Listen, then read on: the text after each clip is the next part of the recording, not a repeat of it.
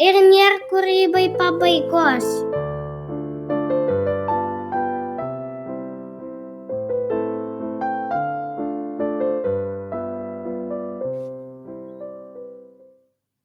Čia tinklalaidė kūrybiškiems žmonėms. Ir su jumis Rasa Sagė. Tai yra 5. tinklalaidės epizodas, kuriame kalbėsiuosi su Sondra Simana. Jos yra įdomus ne tik vardas, bet ir visas gyvenimas. Ir visiškai neformaliai ir taip galbūt labai skambiai, bet labai natūraliai aš ją pavadinau Klaipėdos kultūros atašė. Kodėl? Jeigu kažkada tai lankėtės Klaipėdoje, kuriame nors iš renginių, kultūros renginių, greičiausiai būsite ją matę. Sondra ne tik puikiai jaučia Klaipėdos kultūros pulsą, bet pati kuria ir be to viso šito dar turi šeimą ir 6 vaikus. Taip kad laukia labai įdomus pokalbis apie kūrybą ir kultūrą Klaipėdoje. Ir kaip visada šis podcastas yra kelionė, taip kad mes jau pabuvom Marijampolėje, o dabar keliamės į Klaipėdą prie jūros. Na ir dar tik priminsiu, kad epizodai pasirodo kas antrą pirmadienį reguliariai ir jų galite klausyti visose podcastų klausymosi programėlėse, YouTube ir mano tinklaraštyje apie santykius.lt. Tai ką, pradedam, ošia jūra ir mes keliamės į pokalbį su Sondra. Labas, Sondra. Sveika. Na, pirmiausia, tai noriu pradėti nuo tavo vardo, nes man jisai toks įdomus ir toks keistas. Tai kodėl tu turi tokį keistą vardą? Pasakok. Tai istorija turbūt tokia gal ir visai tradicinė. Mama skaitė Dreizerio romaną Amerikoniška tragedija, kai manęs laukėsi ir jau važiuodama gimdyti irgi skaitė tą romaną, o ten yra tokia Sondra veikėja viena. Aristokratė Sondra, tai va. Tai jinai man suteikė šitą vardą, nes tai yra skirtingas vardas negu Aleksandra, Sandra, daugelis nori vadinti Sandra, nes nuo Aleksandros trumpinys, o Sondra yra literatūrinis vardas. Skamba iš tikrųjų labai taip prabangiai ir kartu su Sondra Simana, o Simana yra tavo pavardė tikra ar čia pseudonimas? Tai yra trumpinys Simanaitienės, nes tai mano vyro pavardė. Man kažkaip tai prie kūrybinių darbų rašyti tokią žmonos pavardę kažkaip nelimpa, nes atrodo kūryba, kažkaip jinai atskiri takeliai kūrybos yra negu kad šeimyninio gyvenimo, buvimo mama, žmona. Tai aš todėl man kažkaip neliptų būti rašytoja Simanaitienė. Man net neskamba ir kažkaip netgi atgrasu kažkuria prasme. O aš dar taip juokais, kadangi po 6 vaiko atėjo dar emalės technika tokia papuošalus kurt, tai ten susigalvojau, kad mano vardas Sondra Sim, kaip emalės kūrėja. Vis trumpėja. Geras. Tai va, tai toks, tai vis tiek man labai yra svarbu vardas, labai svarbu skambesys, tas toksai, nežinau, man jisai visai mielas, nors galimagi būtų ir mergautinę savo pavardę kažkur pasirašinėti, bet kažkaip mergautinė tarsi išsitrynė jau iš mano gyvenimo. O žiūrėk, norėjau paklausti tave apie šeimą, nes tu tikrai daug ką veiki, tu labai daug esi kultūros gyvenime ir kaip mes tavim prieš tai kalbėjom, tai pavyzdžiui, man asmeniškai tai yra tas vidinis konfliktas nuolatinis, kad tu tarsi atsijungi kūryboje ir tu esi visai kitam pasaulyje ir kaip tu pasakei apie tą pavardę, tarsi tau būtų atgrasu vadinti savo vyro pavardę, nes yra 2 skirtingi pasauliai, kūrybinis ir šeimos. Kaip tu tai suderini? Aišku, labai tradicinis, paprastas klausimas, bet toks aktualus visiems kūrybiškiams žmonėms turintiems šeimas. Aš manau, kad tai yra iš tikrųjų moteriai, lig šiol moteriai 21 amžiaus pradžioje gyvenančiai, vis tik Lietuvoje gyvenančiai, tai dar nėra labai lengvas uždavinys. Virginia Woolf sakė, kad reikia turėti savo kambarėlį, ar ne, kuriame tu galėtum būti savimi, rašyti. To kambarėlio, Virginijos Woolf kambarėlio man irgi iš tikrųjų dažnai stinga ir aš, pavyzdžiui, kad ir vakar mąstau, kad man tikrai norint parašyti tai, ką aš dabar norėčiau parašyti, man reikia mėnesio rezidentūros, man reikia tiesiog atsijungti nuo šitų visų buitinių reikalų, bet kita vertus tu suvoki, kad tokios prabangos tu visiškai negali sau leisti, nes jeigu yra atostogos, tai tu turi skirti atostogas su šeima ir tai yra irgi didelis turtas, kartu keliauti, būti, džiaugtis. Tai yra visai kitas pasaulio pažinimas, kai tu drauge darai su vaikais ir su vyru. Negali paaukoti atostogų, pavyzdžiui, romano rašymui.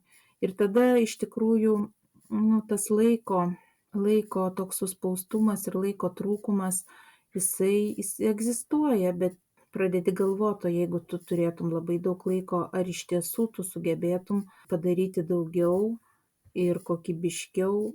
Turbūt gal sugebėtum vis tiek, jeigu turi idėją, reikia įdėti daug darbo. Tai šiuo metu iš tikrųjų, dar kadangi pas mus ir Vytenio mama ant patalo gyvena, mes ir ją dar turim rūpintis, kaip ir toksai yra tas laiko trūkumas. Negaliu paneigti ar kažkaip labai optimizuoti šitos temos.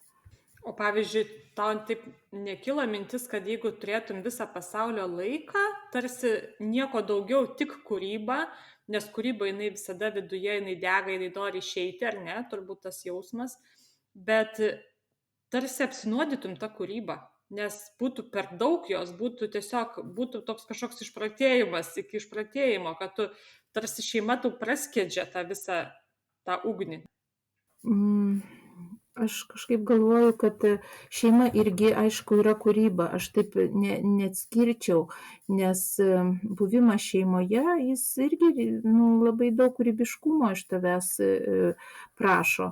Kad ir vakar stoviu pašte, kad pasiimčiau Luanos Mas atsiųstą baltą kambarį. Ten yra tokia mano trumpa novelė, nelabai vykus, gal man dėl jos kažkaip ir nelabai smagu, bet tiesiog buvo tokia nuotaika, nusinčiau ir Luana įdėjo prie Sondros Karolių. Tai ačiū jai. Tai vakar stoviu pašte, dairausi, bėgioju akimis po tas knygas, žurnalus, kas ten, ir žiūriu Kęstučio Navako vaikams knygutė, ten Sūrio pasakojimai. Kadangi tik buvome Druskininkų poetinėme rudeny, keturios rašytojos poetės iš Klaipėdos, ir ten pagrindinis balsas, kuris man buvo labai svarbus ir pagrindinė tokia emocinė gal ir tokia mentalinė informacija, kurią aš parsivežiau, Kęstučio Navako tas poetinis būvis, nes jam buvo skirtas vienas vakaras, šiek tiek video buvo paleista, kaip jisai pats skaito, paskui jo bičiuliai, draugai tarė žodį, tokį atminties žodį. Man tas buvo vakaras ryškiausias ir kažkaip ta Kęstučio Navako vakar nusipirkta knygelė, tokia nedidelė raudona knygelė, ir aš ją skaitau jau Luknei, jai 7 metai prieš miegą, ir garsiai kažkaip skaitau, o Vytenis vyras bėgioja, ten pas mamą bėga, kažką neša pro šalį, ir kai aš baigiau skaityti, jisai sako, kokia gera pasaka, sako, kaip gerai susiklausė, aš net nestebėjau, kad jisai irgi klauso. Tai tas buvimas šeimoje iš tikrųjų jisai per tą kūrybinį tavo santykį su poezija, su literatūra, jeigu kažkaip sugebi natūraliai įtraukti ir kitus, tai kažkaip suteikia tokį bendruomeniškumo jausmą. Šeimoje reikia labai daug iš tikrųjų kūrybos. Aš taip gal atskirdama šeimą, kūrybą, ne kūrybą atskirčiau, Bet patį darbą, kada tu turi susikaupti ir rašyti, nu, ta prasme, kad tai tu negalėtumgi to daryti visą gyvenimą. Tu tai darai kažkokiom valandom, kažkokiom dienom, kada tu turi tai laiko. Nes pati kūryba, jinai niekad nesibaigia. Jinai su tavim ir naktį dirba tavo pasąmonė, gal net kaip Einšteinas ar kiti atsibudę iš karto jie gali pasakyti idėją, taip ir naktį tavo kūrybinė pasąmonė pilnai aktyviai dirba ir jinai niekad nesustoja. Bet pats fizinis jau procesas, kada tu turi užsidaryti vat, į tą savo kambarėlį, tada jis jau yra skirtingas, kad tavęs net bėgtų ir nepermušinėtų ištisai, ateik čia, parodyk tą, padaryk tą. Bet čia reikia tos valios pastangos, išsirauti, prisiversti ir negraužti savęs, kad tu neteini, nepadarai, neperskaitai, tokio atsiribojimo ir leidimo savo dirbti. Tai jo reikia. Ir aš nemanau, kad reiktų čia graužtis moterims, kad jos kažko nepadaro. Nežinau, man atrodo, kad kaip viena mano kaimynė seno buto sakydavo, kad nesvarbu, kiek tu valandų būsi su to žmogum, su vaiku ar su kitu, svarbu ta kokybė, kaip tu būsi. Tai galvoju, kad dėl to aš visai kažkaip nesigraužiu. Tai va. Tai tu esi labai tokia, sakyčiau, psichologiškai sveika, nes aš tuo pasigirti negaliu, pas mane yra tik 2 vaikai. Ir aš nuolat jaučiu kaltės jausmą, jeigu aš jiem kažko tai, ta prasme, neskiriu jiem dėmesio. Nežinai, dėmesys yra energija. Jeigu tu žiūri savo vaiką ir tu matai, kaip jis gyvena, tu jam duodi savo energiją. Jeigu tu savo energiją atiduodi kažkam kitam savo kūrinį, tai tarsi atimi tą energiją iš vaiko. Nu, man tai yra toks vidinis konfliktas vis dar iki šiol, bet aišku, aš su tuo dirbu ir galvoju, gal irgi prieisiu tavo, tą, žinai, jau išsivystymo stadiją, kad jau taip nebebus. Bet žiūrėk, negaliu nepaklausti, kodėl 6 vaikai, ar neužtektų, pavyzdžiui, 2 arba 1? Tai čia geras klausimas, nes ir atsakymas toks, kad 6 vaikai tai yra natūralaus planavimo pasiekmė. Jeigu nevartoji kontracepcijos jokios ir saugaisi, tai kai labai saugaisi ir natūraliai gyveni, tai 6 kaip ir jau tokia norma, kaip aš suprantu, 5, 6, 7. Nes vis tiek esi atviras gyvybei, tu atvirumo gyvybei kažkaip momentas jisai persismelkęs yra, nežinau, gal iš Vydūno, nes mes tokie sąjūdžio vaikai esame, ta karta, vadinu sąjūdžio vaikais aš, todėl kad tuo metu mes vystėmės labiausiai sąjūdžio metu ir tas mūsų sutapo, mūsų asmenybės brendimas su mūsų tautos tokiu brendimu labai stipriu, intensyviu. Tai Vydūnas buvo vienas man iš tų stulpų, kolonų, jo filosofija, jo požiūris į sveikatą ir grožę man buvo vienas iš esminių ir kažkaip man visiškai nesiderina gyvenimo būdas, šeimos planavimas ar dar kažkas su visokiom apribojimais ir kontraceptiniais dalykais. Tai mūsų turbūt su Vyteniu sutapo požiūris į tai ir mes, tas atvirumas gyvybei. Ir aišku, dar ta krikščioniška pasaulėžiūra, kuri labai veikė Vytenį. Ir tuo pačiu aš tokia gal laisvamanė didesnė, nors visur eidavau, bet kažkoks toks buvo amplūdis tokio religinės įvairovės. Aš prisimenu, kad toksai, bet tuo pačiu tas esminis dalykas, kad lieka kažkaip turi likti švarus kūnas mąstymo prasme ir atvirumas gyvybei, nes jinai ateina ir per tave ir tu ją paleidi ir viskas, o toliau tu gyveni kaip asmuo ir dar darai tuos savo kažkokius pareigybinius įsipareigojimus. Tai tu kažkaip turi padaryti tai. Bet jeigu tu net ir nebūtum ta mama, juk tu vis tiek turėtum kažką padaryti. Tai koks skirtumas, ką tu darai? Gal tu tada dirbtum tokį darbą, kur ten senelių namuose reiktų rūpintis, daug senelių, arba Indijoje kokioje gyventum ašrame ir turėtum kažkokius dalykus.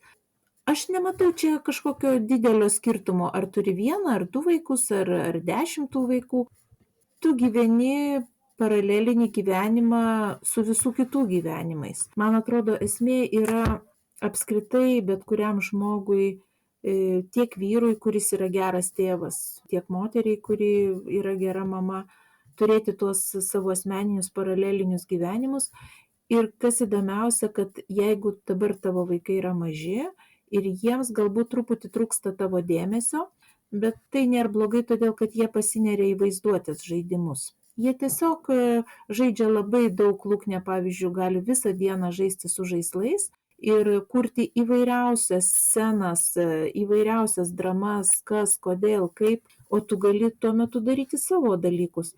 Tai aš manau, kad truputį atlaisvinti vaikus nuo savo, tėvai galėtų nuo savo dėmesio, tai tikrai sveika. O paskui kas būna? Tai yra būna tai, kad kai tavo užauga vaikai, nes mūsų 3 vaikai jau užaugę yra ir 3 dar namuose, nepilnamečiai. Tai kai užauga tavo vaikai, jie vertina ne tai, kad tu jiems šluostai nosį ten ar ten tu su jais kažkaip, bet jie vertina tavo asmenybės išsilavinimą, išsivystymą. Jiems yra gera, jeigu tėvai, mama ar tėtis sugeba būti tokia siekiančia didesnio tikslo asmenybė. Man tai iš tikrųjų labai rezonuoja tai, kad tu sakai, nes būtent taip ir atsitinka, kai aš nelabai daug duodu dėmesio vaikams, bent jau aš taip jaučiu, žinai, kad nelabai daug, tai nes aš savo pasaulyje tam kūrybiniam gyvenu daugiau mažiau. Tai jie iš tikrųjų žaidžia labai daug kūrybiškų žaidimų dviese, jie tiek visko prisigalvoja, ten pas juos ten pasauliai statosi ir ten jie niekada jiems neatsibosta tą daryti. Ir iš tikrųjų tas toks, kaip čia pasakyti, ne tai, kad pagarba, bet tas toks pasididžiavimas, kad mano mama rašo knygas, irgi tas iš tikrųjų yra. Tai labai labai ačiū tau už šitą pasakymą, kad taip yra, kad iš tikrųjų vaikai galbūt daugiau žiūri į tėvą kaip į žmogų ir į mamą, negu kaip į tą globėją, kad tu man turi paduoti, tu man turi padaryti, tu turi su manim žaisti ir taip toliau. Tai labai ačiū tau už tai. O žiūrėk, kai aš dabar tave googlinau ir žiūrėjau, ką tu veiki, tai man taip išsikristalizavo tokie 3 žodžiai iš tavo veiklos. Tai yra laisvė, drąsa ir autentiškumas. Klausimo pabaiga. Kažkur esi pasakiusi, o gal ne tu pasakiusi apie tavo kūrinį, bet man atrodo, kad tu esi pasakiusi, kad menas reprodukuoja save, bet neišlaisvina. Tai koks yra tavo santykis su menu asmeninis? Menas yra tokia plati savoka, aš jau gal kaip ir sakiau, kad meninis santykis man su viskuo yra. Su mano apranga, su maistu, su savo darbo stalu, man kažkaip viskas yra svarbu. Su dulkėmis, su kaip bus kas pakabinta. Bet jeigu tą grynąjį tikrąjį meną, tai kažkaip aš esu Vilnietė, Klaipėdoje jau senai gyvenu, bet būdama Vilniuje, gyvendama kažkaip vartojau nuo pat turbūt jau savo sąmoningo tokio gyvenimo, nuo pat mokyklos vartoju meną kaip vartotoja. Eidavau ten, nežinau, per savaitę ten vos ne 3 kartus į spektaklius, visus jaunimo teatras rodė labai stiprius spektaklius. Tada parduodavo stovimus bilietus lengvai, tai žiūrėjau visko labai daug. Aš galvoju, gal kaip aš dabar sakau, kad aš uostau knygas, nes jų tikrai labai daug ir mano stalas dabar yra nukrautas, nežinau, iš visų pusių aš jau esu apsirėminus knygomis. Aš jau nesugebu jų kažkaip labai dėmiai, nes mėgstu mėgauti skaitimu, tai yra lėtai skaityti. Aš praktikuoju lėtai skaitimą, todėl, kaip pati supranti, tai neįmanoma daug perskaityti tokiu būdu knygų. Kai mokiausi universitete, studijavau literatūrologiją, lietuvių kalbą, etnologiją, tai aišku, galima skaityti ten labai greitai, ten kokias antikinės dramas, kai ten reikia atsiskaityti, ar ten dar kažką taip staigiai ten gali per dieną tą knygą perskaityti, tarsi žinosi tą turinį ir ten galėsi papasakoti. Bet santykis mano su menu, tas vartojimo prasme, tai yra mąstymo kanalas, emocinio pagavimo kanalas, parodos, eini žiūri parodas, kažkaip jas savo viduj kažkokiu būdu tokiu ne visai gal loginiu analizuoji, bet vyksta tas analizės toks procesas. Tai aš esu tikrai tokia uoli meno vartotoja. Aš galiu kiekvieną dieną eiti į spektaklį, į parodą, į knygos pristatymą ir tai man yra kaip kvėpavimas, nes daugelis stebisi, sako, kaip tu taip gali, tu ką nepersisotini, tu kažkokia tai, aš nežinau, gal aš įgijau tą imunitetą kažkokį iš Vilniaus, tokio miestietiško gyvenimo, kada tau yra natūralu eiti kiekvieną dieną ir vartoti, domėtis, žiūrėti. Tai nežinau, aš esu toks intensyvus meno vartotojas, sakyčiau. O tavo pačios menas, tu irgi rašai, tu kuri, papasako, ką tu veiki kaip menininkė, nes tikrai tu žinau, kad labai daug visko veiki, bet aš tik tai žinau, kad tu parašai 2 knygas ir papasakok apie savo, tu kaip vartotoja meno ir apie savo kūrybą. Abi knygos gimė iš stokos, turbūt iš kažkokio tokio nepasitenkinimo, kažkokio skausmo. Pirma knyga Einantis kalnas, tai yra apie santykį su viena draugė. Ir jos istorija gyvenimo papasakota, paskui aišku aš ją ten perkeičiau ir rašydama aš leidžiu savo toli nueiti nuo to, kas man buvo papasakota, tačiau visi tą žmogų atpažįsta, kas pažįsta, aišku, tą mūsų bendrą draugę. Aš tokiais momentais, kai yra prototipai labai aiškus, savo turiu nuspręsti, kiek aš esu atvira ir kiek aš esu norinti paslėpti tą tikrą situaciją, kokia jinai yra ir tą visą kunkuliuojančią versmę, iš ko man kyla rašymas. Tai aišku, aš laviruoju tarp to, nes taip apsinogint man visai nepatinka, man patinka ir sluoksniai drabužių, begalė sluoksnių ant savęs galiu apsirengti, toks kaip senoviai moteris rengdavosi kokius 6 sijonus ar ne. Tai man patinka tas drabužių. Ir kažkaip dar nesenai Benas Šarka Bukovskis skaitė Hofe, tokioje mūsų kaviniai.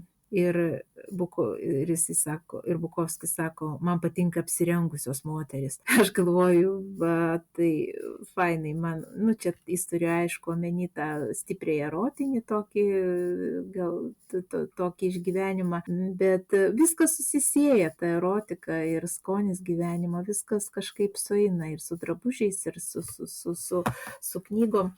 Į Svogūno lukštus sukimasis, kaip yra pirmojoje knygoje, šitas yra stiprus įvaizdis, tai yra, kad aš lupu nuo savęs, kai aš esu kaip svogūnas lupantis nuo savęs ir tie tokie traškus lukštai pikiruodami krenta žemyn, gulasi tokiais, reiškia, sluoksniais. Ir kiek tu benusirenginėtum tų svogūnų lukštų, jie vis tiek yra, kas įdomu, kad jie nesibaigiantis pakolkas, kad aš niekur atvirai nieko neišsakau, žinodama, kas yra atvirumas ir propaguodama autentiškumą, kaip tu pasakėjai, ir atvirumą, aš vis tik pasilieku visiškam šešėlyje. Tai, toks įdomus jausmas to, bet man tai ir yra tas paslaptingumas, įdomumas, gal ta tokia labai tiesioginė išsakymas, toks romantiškas, man nebūdingas. Man daugiau artimiau yra toks ironiškas,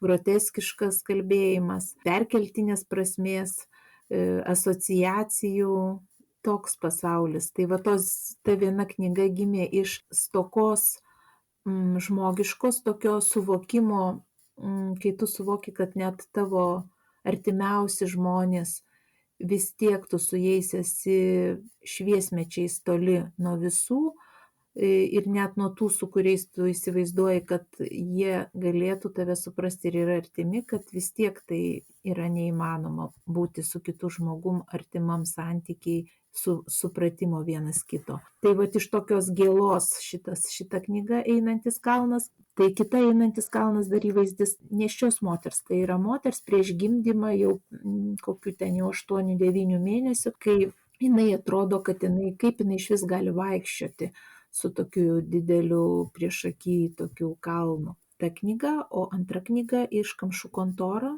Tai yra irgi iš stokos autentiškos kultūros gimusi knyga, kaip reakcija, kai Klaipėda kovojo su Kaunu dėl Europos kultūros sostinė vardo. Ir mes žinome, kad 22 metais Europos kultūros sostinė bus Kaunas. Tai šita knyga gimė būtent iš to, kad kultūra tampa kaip iškamšų gaminimo meistrystė. Toksai reprodukavimas, jisai praranda tokias gyvybinės formas ir jisai labai puikiai imituoja kultūrinę gyvybę, tačiau iš tikrųjų tos gyvybės nebėra. Tai va, tai irgi iš tokios kultūrinės stokos antra knyga gimė. Tai čia būtų tas kūrybinis mano, kas su knygom susiję, o aš džiaugiuosi bendradarbiavimu su Agnijos Šeiko teatru, šiuolaikinio šokio teatru, su kuriuo mes esame sukūrę spektaklių nemažai, tokių spektaklių istorinių ekskursijų, kurios iš tikrųjų buvo populiarios ir tebėra. Manyčiau, kad vertinga yra šita kūrybinė dalis, ne tik knygos. Knygos jos gal ir nesusilaukia kažkokio didelio dėmesio, bet kažkaip man, nežinau, man paskaito kažkas, pasako, kad paliko, patiko ir man jau tokia satisfakcija ištinka. Nes jos ir leistos yra tokiuose nedidelėse leidyklose, be jokios reklamos, iš tikrųjų be nieko. Tai... O jau scenarijai, tie, kuriuos Šeiko teatras yra pastatęs ir Kristijonas Lučinskas yra muziką rašęs, tokia mūsų trijulė, tai manau, kad jie jau turi tokį populiarumą ir yra žinomi ir yra lankomi labai ir pats teatras labai daug dirba iš marketinginės pusės, kad galėtų pamatyti kuo daugiau žmonių, verčia ir į kitas kalbas, ir į anglų kalbą yra išversti tie, tai pamato ir turistai. Tai aš džiaugiuosi labai mūsų draugystę ir bendradarbiavimu. O tavo knygos, kaip sakei, išleistos mažose leidyklose be reklamos, o pavyzdžiui, jeigu dabar žmonės klauso, ar tikrai, pavyzdžiui, man tai įdomu, labai pasidarė tas siužetas ir paskaityti tavo knygas, kur būtų galima jas nusipirkti, ar jų yra kažkur? Tai Einantis kalnas, tai ne, jau jo, aš manau, kad senai nėra, nes kažkaip aš net nežinau, kur jisai dingo. Bet yra gerumas tas, kad rėmė kultūros taryba, labai ačiū jai. Lietuvos kultūros taryba parėmė abiejų knygų, pirmos knygos Einantis kalnas leidybą, o antros iš Kamšų kontorą parėmė užtektinai Klaipėdos miesto savivaldybė ir dėkoju jai. Kada išleidžia ir remia valstybė, tai labai geras dalykas yra, kad tu privalai pristatyti bibliotekas. Knyga iš tikrųjų Einantis kalnas yra bibliotekose Lietuvos, tai žinau, kad yra skaitoma, aš gaunu kažkokius tai iš Latgo pinigėlius, man atrodo, nežinau, kažkiek tai už skaitimą. Tai va, o iš Kamšų kontorą, tai internetu, man atrodo, irgi mano draugas yra leidėjas, aš kažkaip nesivarginu ieškoti leidyklų, nes pirmą tai išleido knygą, iš vis taip įdomiai, aš vedu kūrybinį rašymą, nuo 2006 metų Klaipėdoje esu tokia gal kūrybinio rašymo, tokia entuziastė. Dabar klubą mes turim kūrybinio rašymo, mes gal irgi kažkokius, man patinka tokie maži, tokie mieli dalykai. Turim savo klubą ir ten susirenkam, bendraujam. Ir kažkaip būnam. Tai vat nuo 2006 metais aš pradėjau vesti kūrybinio rašymo užsiėmimus Kultūrų komunikacijų centre. Ir paskui taip išėjo, kad Kultūrų komunikacijų centras ir išleido tą knygą, mano pirmą. Tai vat man visai buvo gal tas, jie iš vis net neplatino turbūt jos, jinai išėjo ir išėjo. Aš net nežinau, kur jinai iš tikrųjų. Kažkaip įdomiai. Abiejų knygų labai geras dizaineris, kas irgi man labai smagu, tai Gytis Kudžinskas, tai iš tikrųjų jo toksai minimalistinis žvilgsnis, toks švarus labai dizainas papuošė knygas. Ir ant pirmos knygos viršelio Daivos Ložytės keramikės yra skulptūra Mona, jos pirmoji Mona. tai jinai tarsi išeina į gatvę. Taip Gyčio prašiau tokios idėjos ir jisai labai gražiai viską sudėliojo. Tai man labai svarbu knygos viršelis, kaip tu ją imi, kaip jinai tavo rankose, kaip, man labai tas yra svarbu. Tai va. Tai pasisekė su abiem knygom, o Iškamšų kontoroje dargi yra Treigio, mūsų fotografo klaipėdiečio Remigijaus Treigio fotografijos. Jisai kūrė specialiai Iškamšų kontorai, nes aš jo paprašiau bendradarbiauti, jisai paskaitė ir sako, gerai, visai gal įdomiai, ta Klaipėdos tokia antiutopinis tas vaizdas, tas visiškai tuščias, toks išretėjęs oras, man jo fotografijos tokios ir yra, jome visiškai tu nesupranti, kas tai yra viskas ir niekas viename. Man tiesiog labai reikėjo tokio vaizdo. Va, ir Remigijus ten sukūrė virš 30 fotografijų ir jos yra įdėtos į knygą. Man tai yra labai tokie brangus kūrybiniai susitikimai, kada tu susitinki va toj kitoj erdvėj, tokioj mūsų paraleliniai tikroviai. Tai tiek apie tas knygas. Ir dar tu suorganizavai čia visai nesenai, turbūt šią vasarą, Klaipėdos bohemą, parodyt norėjai. Kaip ten ta idėja kilo? Būtent kodėl Klaipėdos bohema ir kas iš to? Taip, tai iš tikrųjų aš bendraudama su žmonėm, atvažiavusi Klaipėdą gyventi, po truputį taip pažindama žmonės, žiūrėdama, stebėdama juos, apčiuopiau, kad jie turi tokias labai įdomias istorijas. Ir dirbdama su Klaipėdos skulptūrų parku, Mažosios Lietuvos istorijos muziejuje, esu atsakinga už šį parką, moderniosios skulptūros 90-mečio profesionalų skulptorių kurtos formos. To parko iniciatorius buvo Alfonsas Žalys, tuometinis vykdomo komiteto pirmininkas, kurio iniciatyva ir atvyko į Klaipėdą gyventi daugelis įdomių menininkų, su kuriais aš dabar bendrauju. Ir besiklausydama jų istorijų, kažkaip stebėdama kavinės bohemą, tokį daugelio ilgesį, kad kokia buvo legendinė kavinė, Tetrabaris, kokia legendinė kavinė, kaip mes čia visi gyvenom, Pupelė dar tokia buvo. Ir aš tada, taip ta emocija, būtų taip įdomu parašyti, aišku, tai galėtų padaryti Gintaras Grajauskas puikiai, nes jis yra šito laiko herojus, jis yra čia dalyvavęs, aš tuo metu čia negyvenau ir neįsitraukiau į visą tai, bet gal Gintaras įrašo, nežinau, bet tas žvilgsnis iš šono, kuris nėra dalyvis, jis nesusaistytas su jokiais emociniais saitais, o toks truputį stebėtojas iš šono, galbūt irgi šitas žvilgsnio fokusas galimas, toksai kaip mano yra.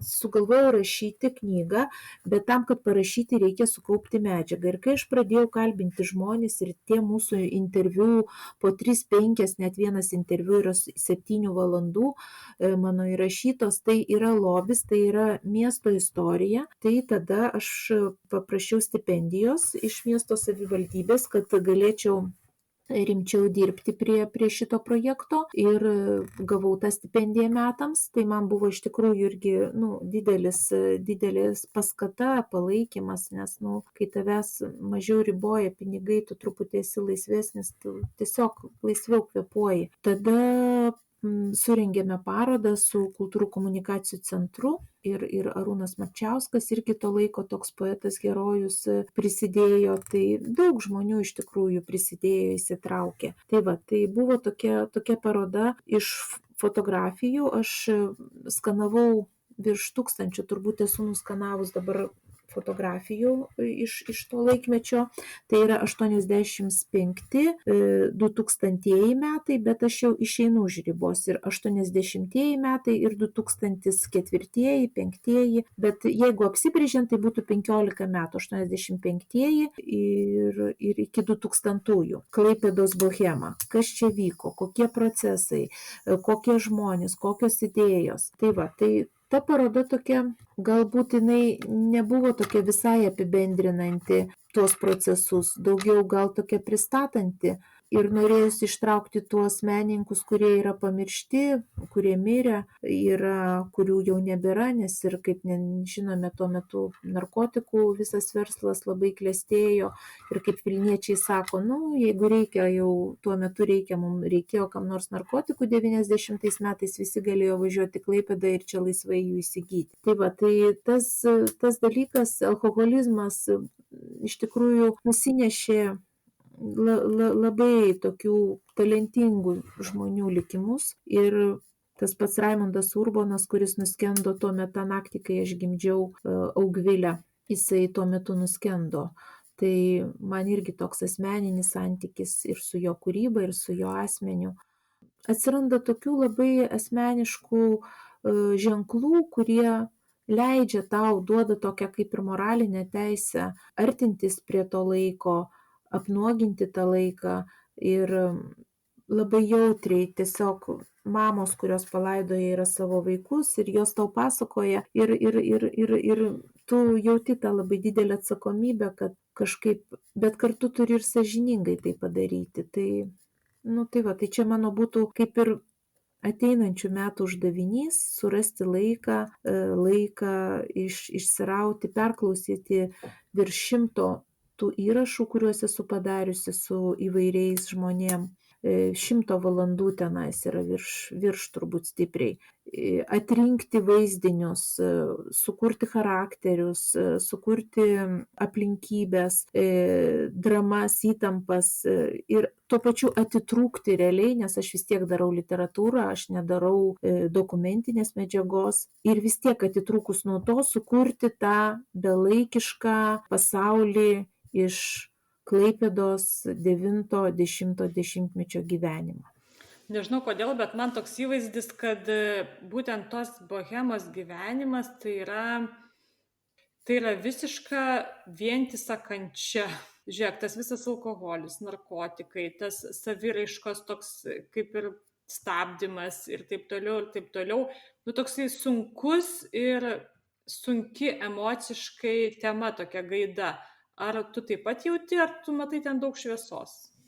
Aš matau labai daug šviesos, turbūt aš matau daug labai šviesos, netgi ir kalbėdama apie mirtį ir tą uraganą Anatolijų ir Urbono skendimą. Nežinau, aš kažkaip galvoju, kad viskas yra vientisa, mirtis ir gyvenimas. Ir šalia to, kad taip tas buvo, bet buvo labai stiprus bendruomeniškumo tas gyvenimas. Iki tol buvo teatrabaris, iki 90-ųjų, tai visą sąjūdžio metu, Vilius Ančeris, ten Meilės Posmanytė, Danielius Rusys, Benas Šarka ir visi kiti rinkdavosi teatrabaryje. Tai buvo vieta, kur tu buvai savas. Tai yra savumo ilgesys, toks visiškai toksai, nežinau, išnešiotas per visą sovietmetį, kur tu negalėjai pasitikėti kaimynais ir visais kitais. Tas savumo jausmas, tai jis atsitiko teatrabaryje, paskui šitas savumo jausmas 90 metais atsikraustė į Bohemos kavinę, į kuri veikė iki 2004 metų. Bet toks vėlgi paradoksas, kad 90 metais Bagdonavičius, Valdas Bagdonavičius su žmona Stefanija įkuria vasario mėnesį kavinę Bohemą, o rugsėjo mėnesį jisai užsimuša, važiuodamas iš Kuršių Nerijoje, jisai turbūt didelis greitis ir jisai žūs. Ir jo ta įkurta Bohema, ta kavinė, kur jisai norėjo, kad rinktųsi saviškiai, kad būtų kur ateiti, nes jis buvo toks labai idėjinis žmogus, rašė scenarijus filmams, bandė filmuoti, toks nelaiku išėjęs, tas nutrūkęs toksai, tas gyvenimo siūlas jo, bet jisai tęsiasi dar tiek laiko ir jo žmona Stefutė, kaip ją labai su didelė meile vadina visi ir Jolanta, jų Marti, kuri ten dirbo prie baro, jie sukūrė tą tokį, nežinau, kartais net atrodo, kad kaip kažkoks išpažinties tokia vieta ir aišku, ten daug alkoholio, taip, ten buvo daug geriama, tą aš suvokiu. Alkoholis atpalaiduoja, atlaisvina tam tikrus varžtus, kurie kiekviename iš tikrųjų sovietiniam žmogui, jie labai stiprus. Bet šalia to buvo labai daug kūrybiškumo. Šalia to jie tiesiog, kaip sako, viskas gaudavosi iš nieko. Visokios kepurių, ten vakarėliai, naujimetiniai dalykai. Tiesiog spalinės, ten didžioji spalio revoliucija, tai jie per humorą, per groteską, per tokį karnavališką to laiko pateikimą, vat jie taip laisvinosi. Tai buvo, atrodė tuo metu, kad mes būsime laisvi tuoj pat, visko turėsim, pinigų turėsim ir laisvę turėsim. Ir tai, toks stiprus laikas. Ir aišku, paskui atsiranda projektinis gyvenimas, jau 97 metai, pradeda rašyti projektus ir viskas keičiasi ir tu matai, kad ta laisvė, jinai turi labai daugybę veidų, kad tas pats Žilinsko teatras, kuris buvo įsikūręs Lietuvos pirmasis privatus teatras Kęstučio Žilinsko įkurtas, paskui Kurpių, ten džiazo klubas daug metų veikė žymusis. Tai jo irgi noras buvo apjungti meną su tokia kavinės, restorano, džiazo tokia atmosfera ir daryti labai aukšto lygio spektaklius. Reiškia, ten Beketą pastatė žaidimo pabaiga, berods taip vadinasi. Ten porą tik spektaklių jie pastatė, bet tai buvo įvykis. Tai buvo įvykis Lietuvos mastu, važiavo visi žiūrėti tų spektaklių. Bet išlaviruoti ant to privatumo, kad tu ir išsilaikai, ir gauni finansus, ir kartu tu esi ant aukščiausio tokio kūrybinio laiptelio, tai pasirodė iš tikrųjų daugeliui per sudėtinga, per neįmanoma ir tiesiog buvo labai labai dideli kritimai, nusigerimai, nuėjimai į alkoholį, į narkotikus. Taip, ta prasme, kad šitas yra, kaip tu ir sakai, labai daug skausmo, bet aš žiūriu kiaurai pro tą skausmą. Aš į jį nežiūriu kaip į sieną, į buką sieną, aš žiūriu pro jį visiškai kiaurai ir už jo aš matau tiesiog tyvuliuojantį kūrybos vandenyną.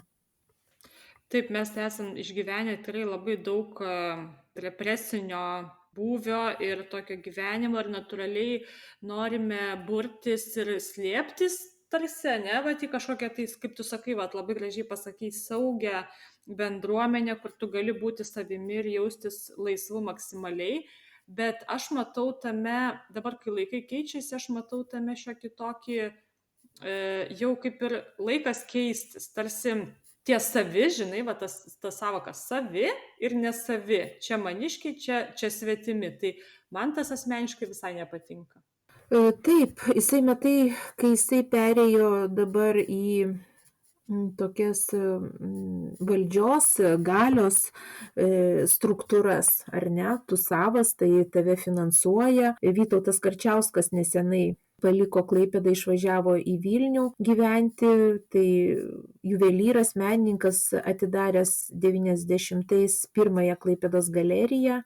Pagrindinis jo buvo motyvas, kad Klaipėdoje yra savas ir nesavas, kad taip per daug varžo, kad taip negalima, kad reikia žiūrėti idėją. Mažoji bendruomeniai iš tikrųjų ištinka šitas toksai pulinys, tu esi savas, o jeigu tu esi savas, tu negali kritikuoti, tu jau būsi nesuprastas ir atstumtas. Taip, yra šitas momentas, aš manau, dėl to mažuose miesteliuose, kaip aš manau, kad ir Klaipėda yra juk toks jaukus, nedidelis miestelis, mes beveik neturim kritinės minties.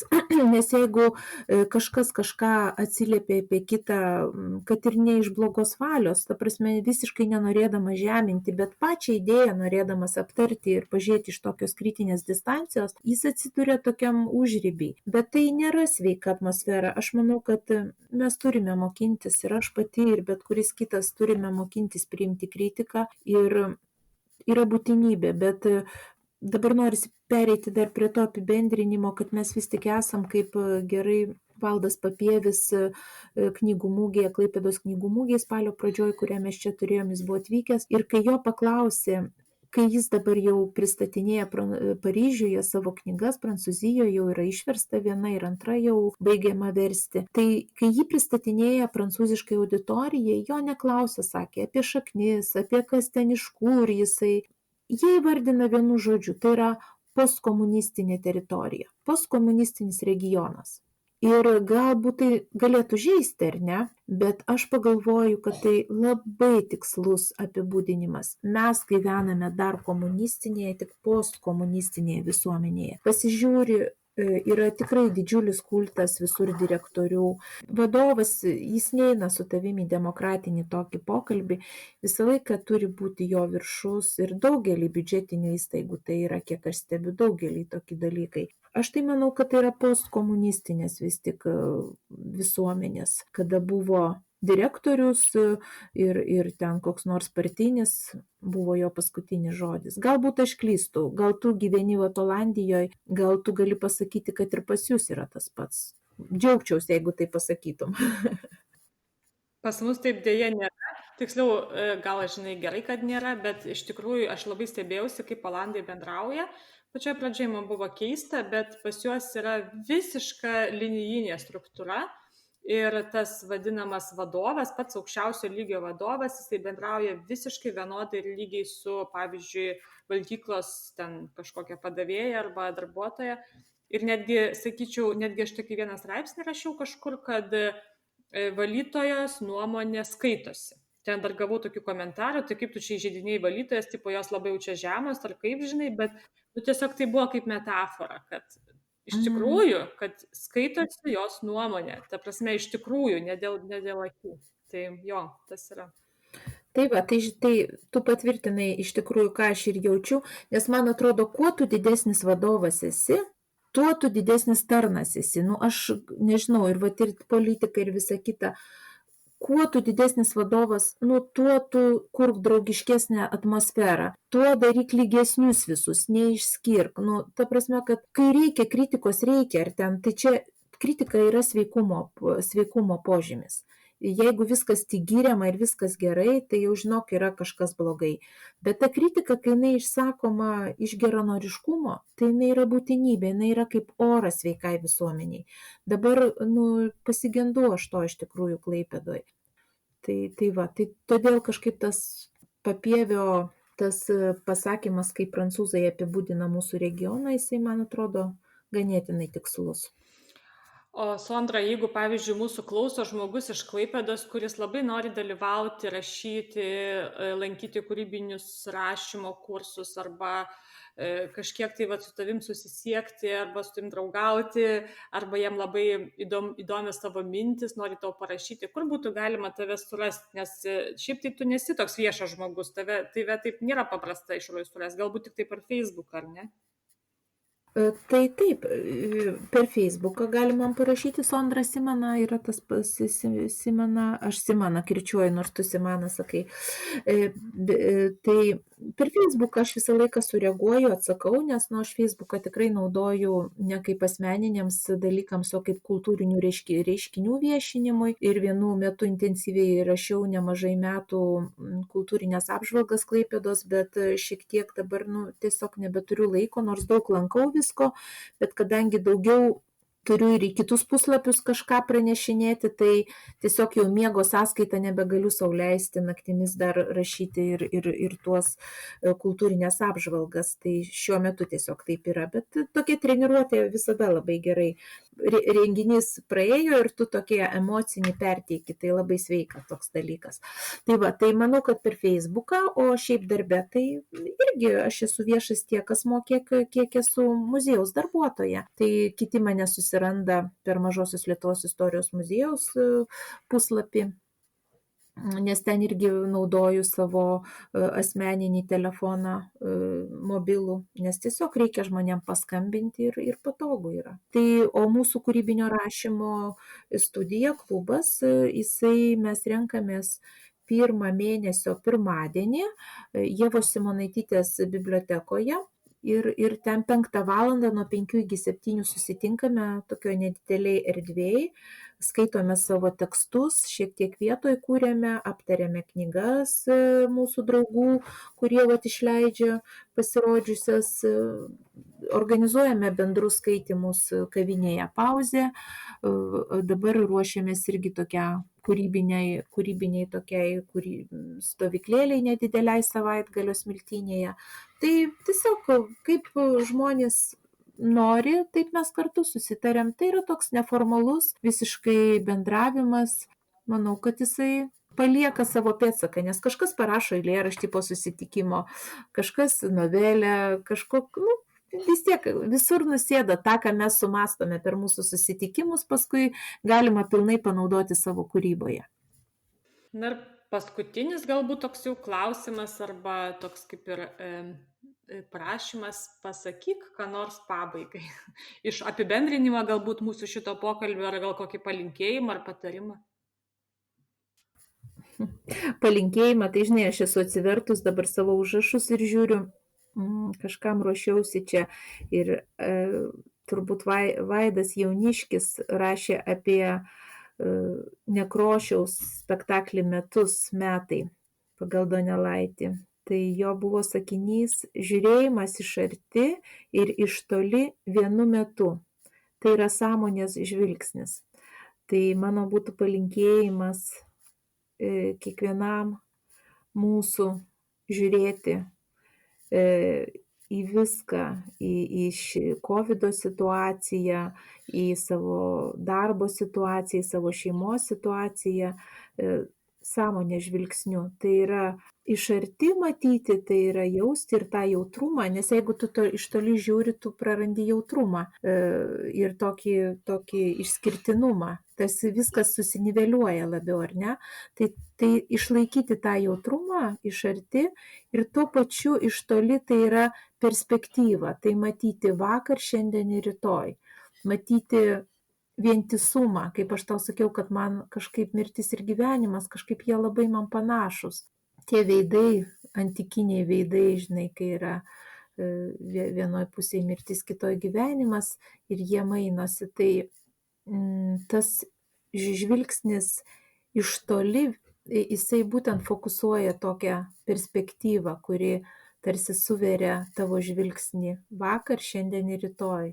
Tai toks būtų mano palinkėjimas ir savo pačiai, ir tau, ir tai būtų galbūt, nuo ko mes ir pradėjom, nuo vaikų ir nuo bandymo atrasti savo laiko.